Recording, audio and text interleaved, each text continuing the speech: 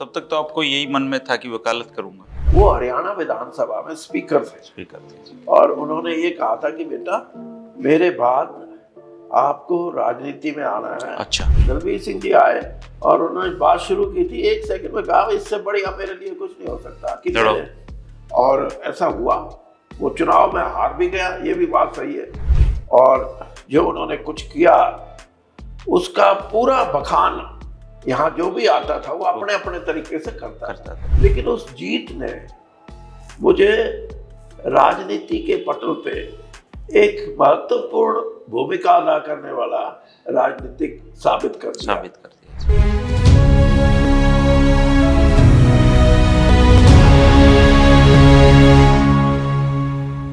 लो किया तो तब तक तो आपको यही मन में था कि वकालत करूंगा, या नहीं था कोई? नहीं, देखो अब मेरे को बचपन से इस बात का आभास था, क्योंकि यहाँ जो भी गतिविधि होती थी, बहुत लोग गांव से चल के किसी को कोई भी काम होता था तो यहाँ ज़रूर आते थे, कोई हुक्का पीने के लिए, कोई पानी पीने के लिए, कोई चाय पीने के लिए, और एक आवागमन ऐसा लगा हुआ था।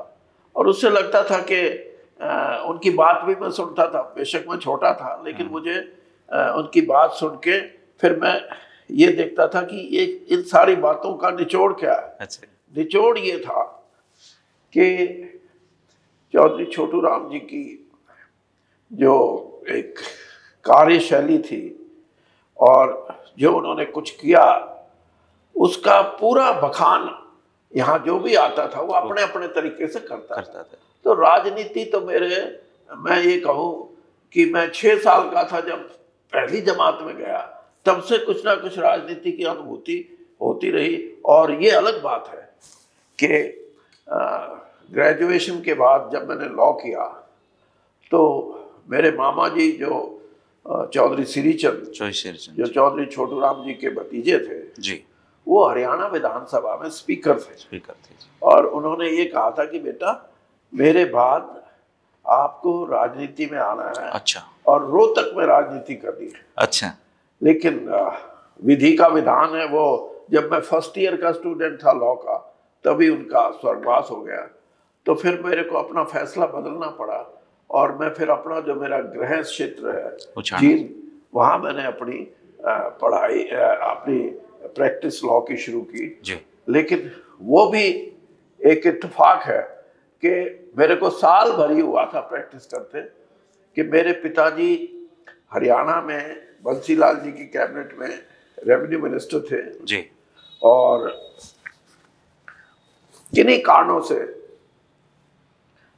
उनको कांग्रेस पार्टी ने टिकट ना देने का फैसला किया जी। और मुझे कहा गया कि अगर आपका बेटा लड़ना चाहता है तो लड़ ली, तो हमें कोई एतराज नहीं। तो वो पहला चुनाव में 1972 में लड़ा। उनको भी कोई एतराज नहीं था उनको आ जाओ भाई। नहीं, उनको तो देखो मैं ये बात जरूर कहूँगा कि 1 सेकंड भी नहीं लगाया। चौधरी दलबीर सिंह को हाईकमांड ने भेजा, बंसीलाल जी ने भी कहा भाई मैं तो चौधरी साहब के सामने ये बात नहीं रख सकता, अच्छा ये हो कि आप नेकी राम जी से कहो कि अगर वो वीरेंद्र सिंह को के लिए सहमत है तो उनको हम लड़ाएंगे चुनाव। तो मैं वहीं बैठा था, दलबीर सिंह जी आए और उन्होंने बात शुरू की थी, 1 सेकंड में कहा इससे बढ़िया मेरे लिए कुछ नहीं हो सकता कि और ऐसा हुआ।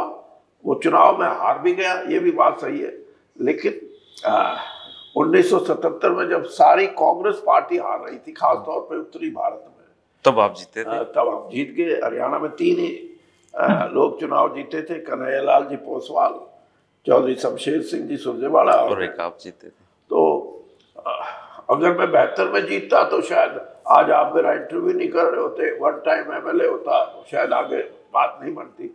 लेकिन उस जीत ने मुझे राजनीति के पटल पे एक महत्वपूर्ण भूमिका अदा करने वाला राजनीतिक साबित कर दिया। जी। तो ये है, ये सब चांस की बात है।